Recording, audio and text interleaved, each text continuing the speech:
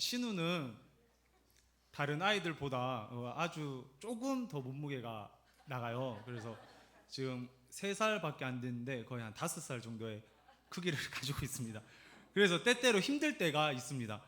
교회에서 집으로 돌아가면 신우가 막 달려들기를 시작해요. 그래서 안고 좀 들고 좀 이렇게 몇 번 이렇게 놀아줘야 됩니다. 요 근래에 아이언맨이라는 거를 해줬어요. 그 아이언맨이라 함은 그 아이언맨 혹시 아시나요? 슈퍼맨 같은 건데 이렇게 날아다녀요. 그래서 제가 딱 두 손으로 안고 막 뒹굴뒹굴 돌면서 아이언맨 이러면서 같이 놀아줍니다. 그래서 신우는 좋아서 쓰러져요. 그걸 해주면. 그런데 저의 팔은 힘들어서 쓰러집니다. 너무너무 아파요. 그래서 한 3번만 이렇게 해줬다가 너무 지쳐서 막 쓰러질 때가 한두 번이 아니었습니다. 특히 또 여름이라서 땀이 많이 나는데 한 3번만 돌려주면 땀이 뻘뻘 흐르는 저의 모습을 발견하게 됩니다. 되게 힘들어요. 몸도 힘들고 힘듭니다. 그런데 참 신기하게 기뻐요. 돌려주는데 얼마나 기쁜지 얘가 웃는 모습이 정말 그것만 봐도 기쁠 때가 많습니다. 몸이 힘들면요 마음이 힘든 게 당연한 거 아닌가요? 어떤 상황이 힘들고 몸이 힘들면 몸이 아프면 힘들어야 돼요. 그런데 신기한 게요 몸이 힘든데 마음이 기쁘다라는 거예요. 이것은 신비인 것 같습니다. 이 이야기를 한 이유가 이제 아들 있으면 자랑하기 위해서가 아니라 자, 믿음의 기쁨이 바로 이런 모습인 것 같습니다. 우리가 예수님을 믿어서 가지게 되는 기쁨, 우리 모든 성도님들에게 있을 건데 우리가 예수님을 믿어서 가지게 되는 이 기쁨, 이 기쁨이 바로 신비라는 거예요. 신비의 사전적 정의가요, 일이나 현상 따위가 사람의 힘이나 지혜 또는 보통의 이론이나 상식으로는 도저히 이해할 수 없을 만큼 신기하고 묘함이라고 합니다. 신앙인의 기쁨이 가끔 이런 신비로운 기쁨으로 다가올 때가 있다라는 거예요. 혹시 여러분들 최근에 기뻤던 적이 있나요? 최근에 기뻤던 적, 내가 요 근래에 가장 기뻤던 일 혹은 기뻤던 순간. 기쁨이란 것은요 내면적인 표현입니다. 그죠? 내가 내면 속에서 기쁘다라는 걸 느껴요. 그런데 외적인 영향을 받게 됩니다. 그래서 우리가 최근에 기뻤던 적이 있냐 이렇게 물어봤을 때 기뻤던 적이 감정이 생각나기보다는 기뻤던 이유가 생각나요. 어떤 환경 그런 것들이 생각난다는 거예요. 그런데 아무 이유 없이 기쁠 수가 없고 긍정적인 환경적 요인이 있어야지 우리가 기쁨을 누릴 수가 있습니다. 그죠? 우리가 어떤 긍정적인 환경적인 요인이 있어야지 기뻐할 수가 있어요. 목표를 성취했거나 혹은 기본적인 욕구가 충족되었을 때야만 우리가 기쁩니다.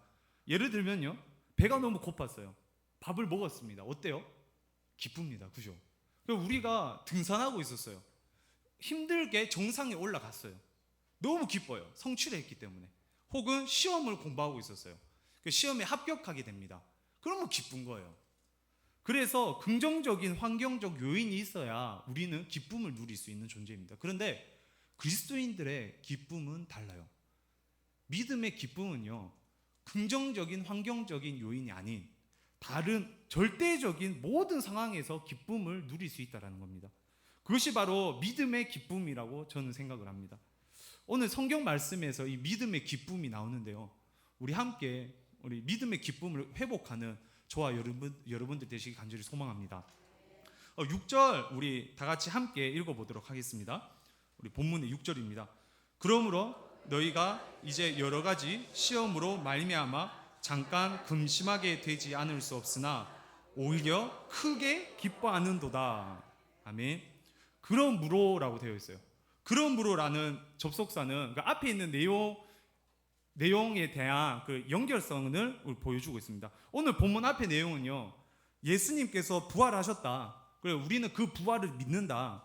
부활이 우리에게 소망, 구원, 능력이다라는 것을 본문 앞에서 얘기하고 있습니다. 이 말씀 간단하게 말하면요, 우리가 부활을 믿고 소망함으로라는 말이에요.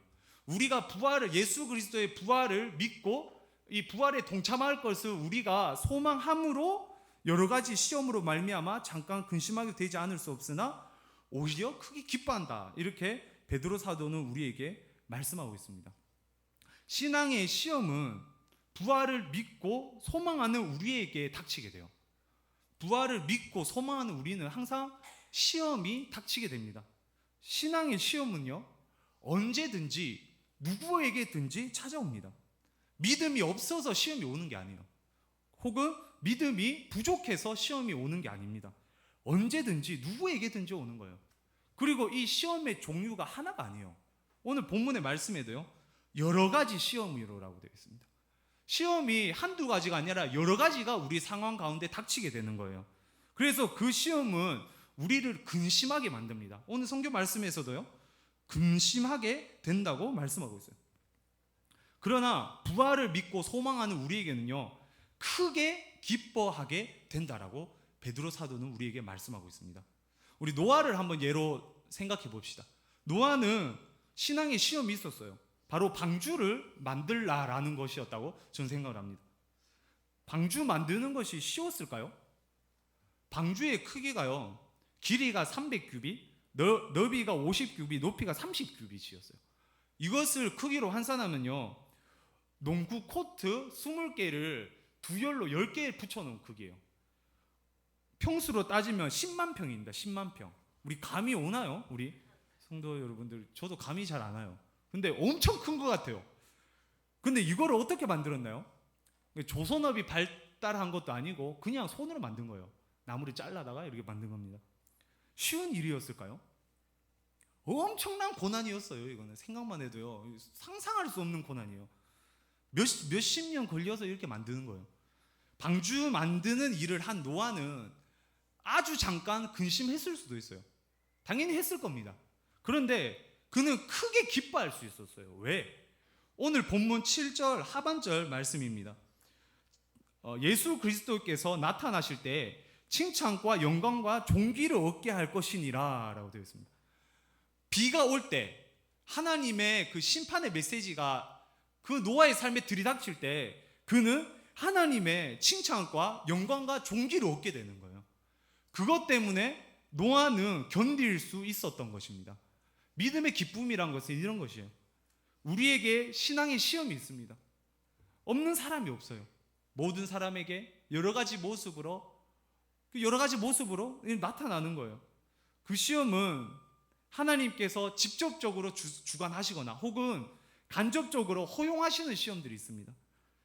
우리의 욕심이나 나태함으로 생기는 시험일 때도 있어요.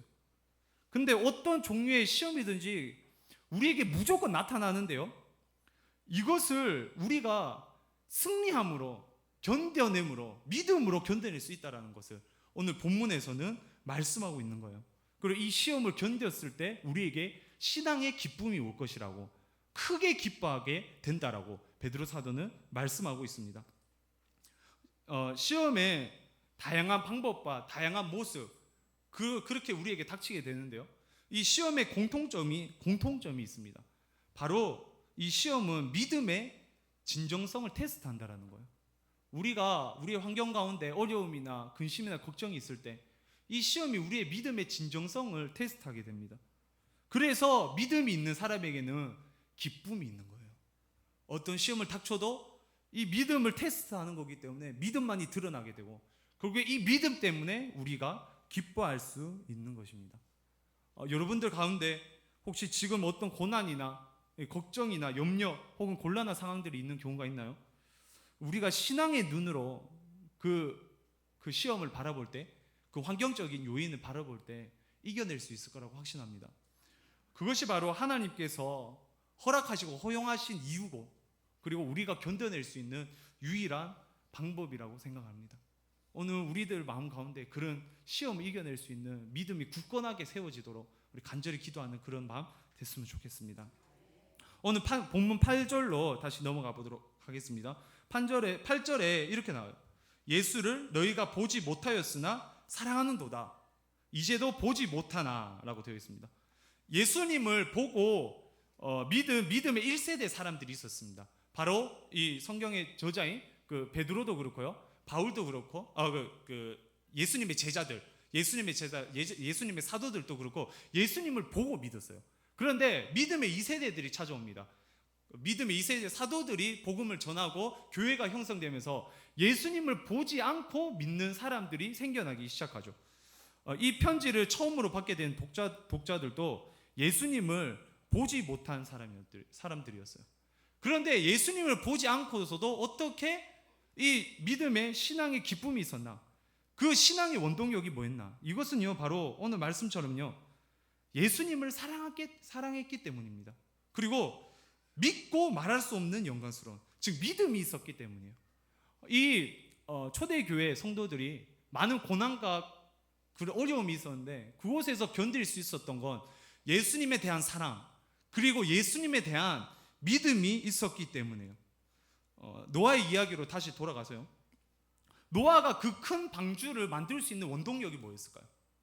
노아가 힘이 셌을까요? 노아가 어떤 근육이 뛰어나서 나무를 한 방에 자르고 그 나무를 쉽게 엮을 수 있는 그런 기술이 있었을까요? 노아가 그 시험 가운데 하나님의 말씀을 끝까지 행할 수 있었던 이유는요, 바로 하나님에 대한 사랑, 그리고 하나님의 말씀에 대한 믿음이 있었기 때문이에요. 마찬가지입니다. 우리가 어떤 우리의 삶의 고난과 근심과 걱정 가운데 이겨낼 수 있는 것은요, 단 이 요소밖에 없어요. 예수님에 대한, 하나님에 대한 믿음, 그리고 예수님에 대한, 하나님에 대한 사랑, 이 사랑과 믿음만이 우리가 이 시험에서 이겨낼 수 있는 원동력이 된다라는 것입니다. 9절 말씀입니다. 믿음의 결국 곧 영혼의 구원을 받음이라. 믿음은요, 우리의 영혼의 구원을 받게 하는 안내자의 역할을 하게 됩니다. 예수 그리스도에 대한 사랑과 믿음 때문에 우리 눈앞에 구원의 감격이 펼쳐지는 거예요.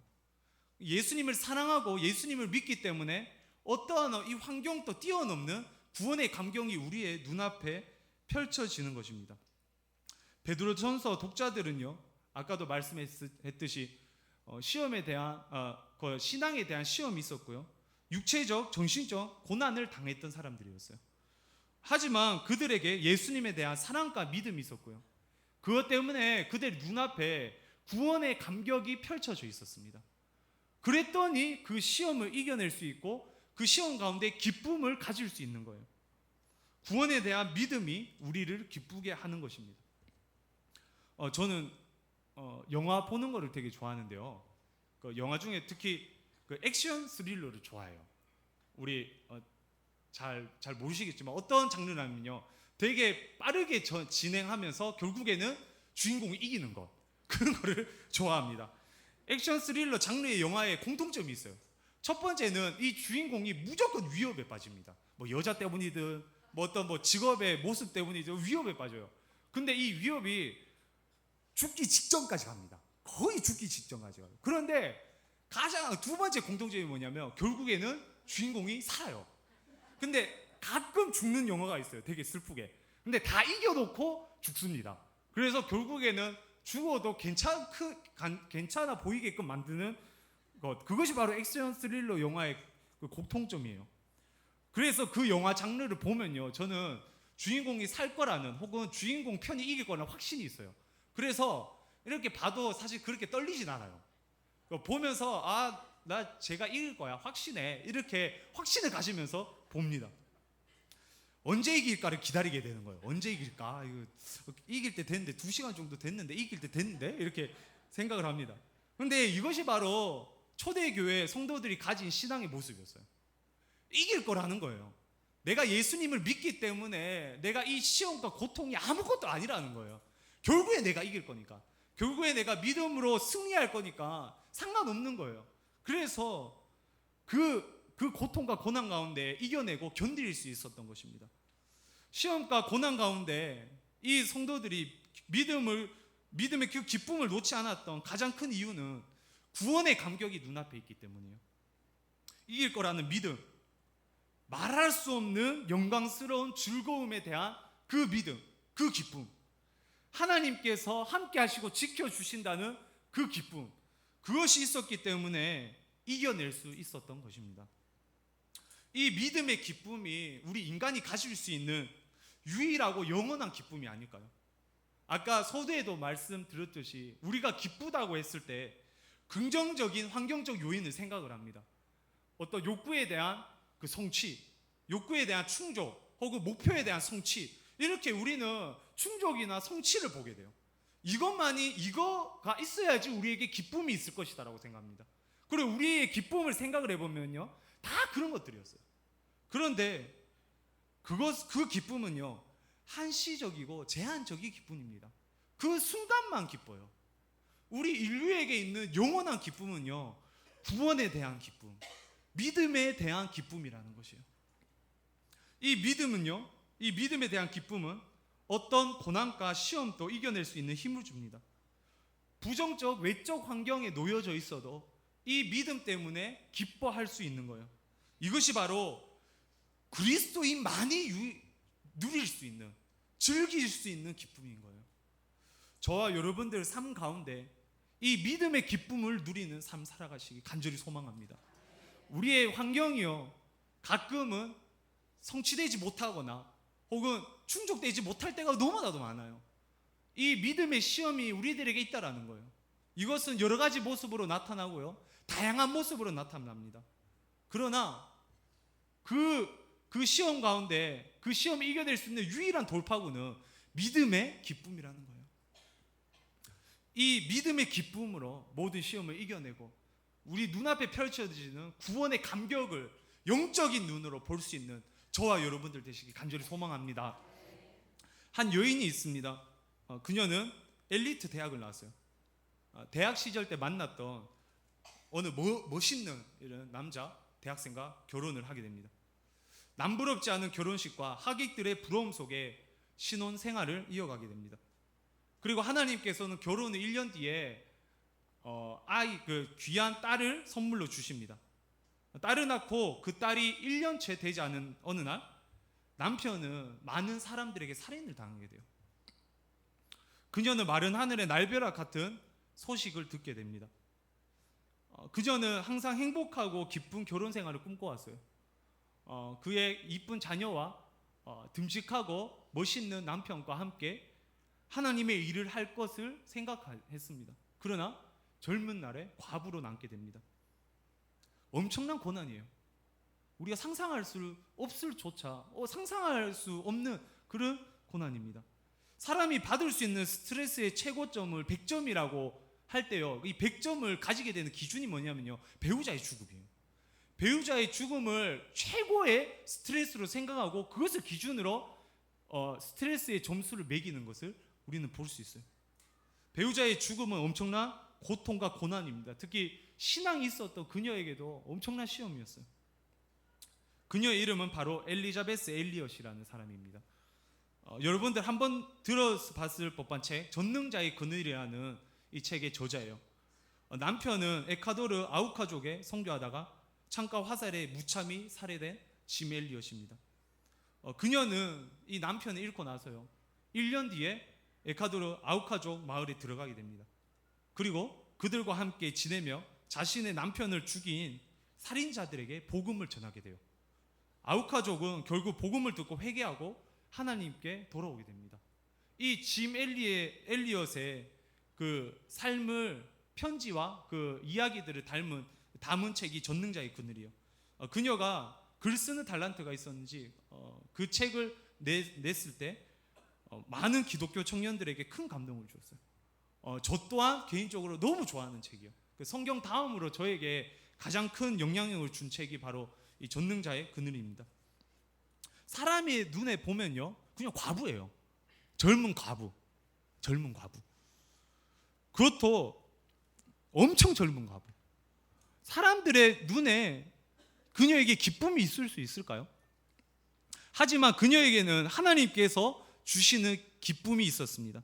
그녀가 쓴 영광의 문이라는 책에 이런 신앙 고백을 해요.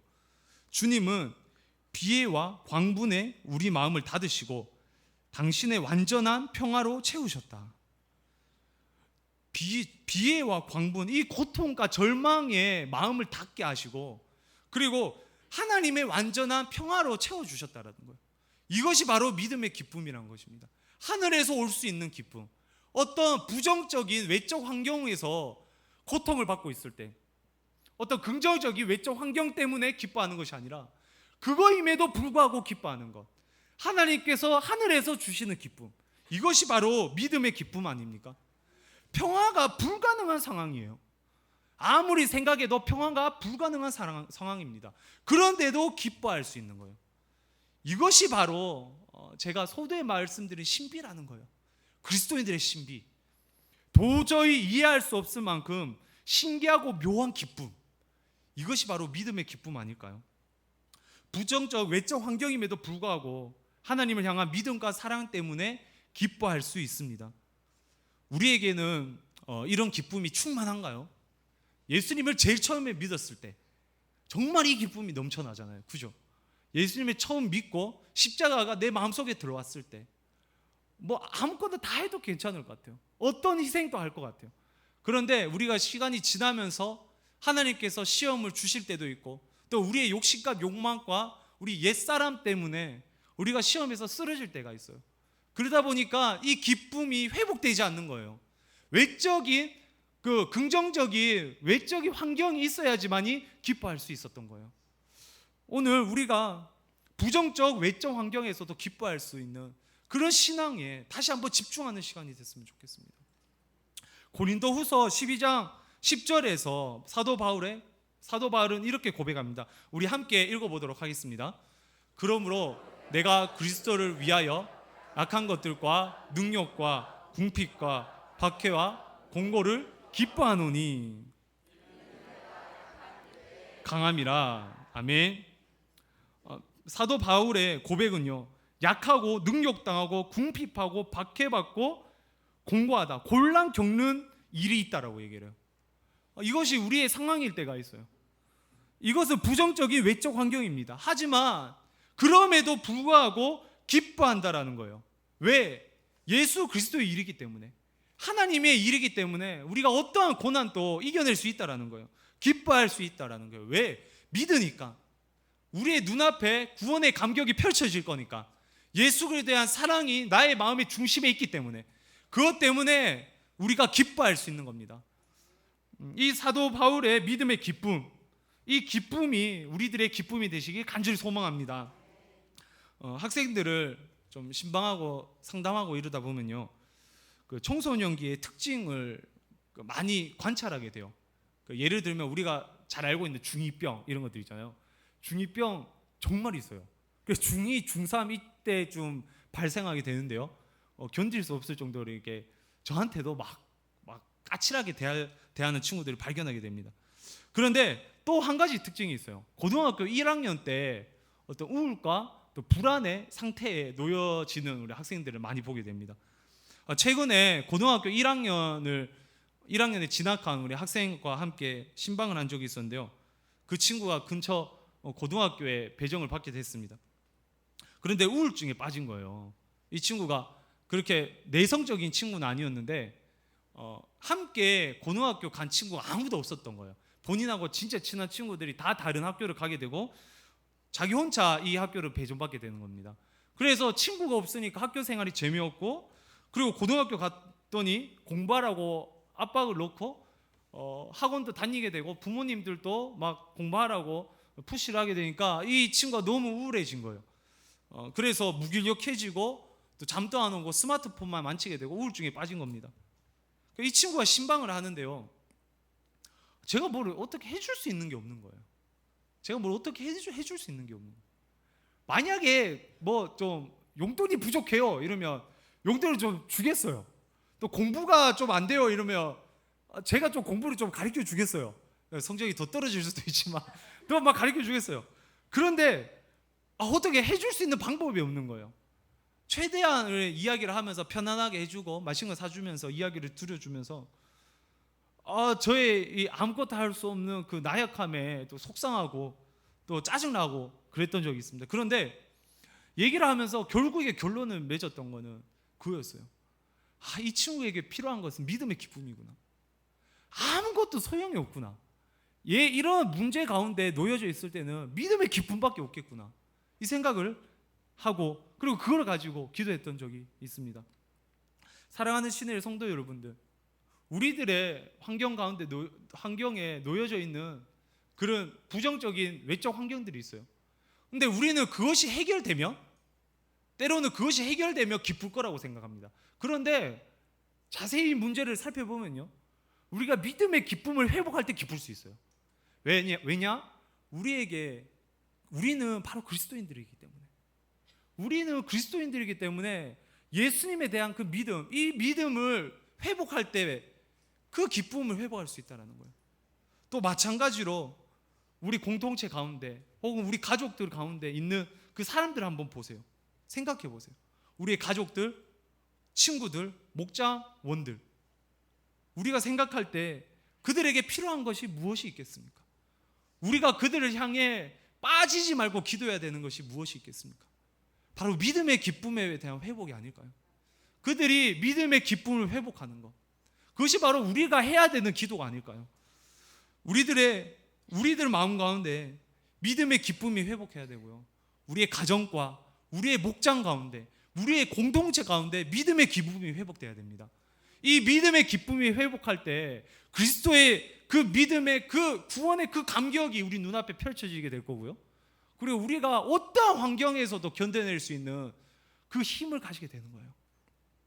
우리 남은 일주일간 어떤 환경에 닥친다 하더라도, 어떤 시험에 닥친다 하더라도 믿음의 기쁨으로 거뜬히 이겨내는 남은 한 주 되시기 바랍니다.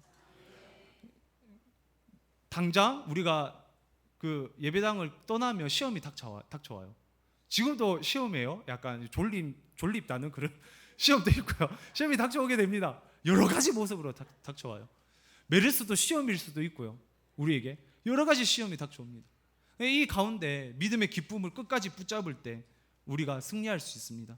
또한 믿음의 기쁨이 필요한 사랑하는 이웃들을 위해 기도해서 그들이 진정한 기쁨, 변하지 않는 그 제한적이고 한존적인 그런 기쁨이 아니라 절대 변하지 않는 유일한 인간이 영원히 누릴 수 있는 그 기쁨이 회복되는 그 많은 이웃들이 되길 우리가 함께 기도하시기 바랍니다.